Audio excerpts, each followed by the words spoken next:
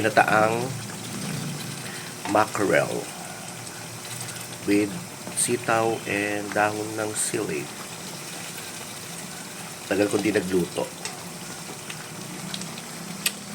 Ay, super yummy to. Promise, try nyo. Ano din ako, sinigang na mackerel. Sarap din yun. Tsaka nag-spaghetti din ako ng mackerel. Yan, konting patuyo na lang.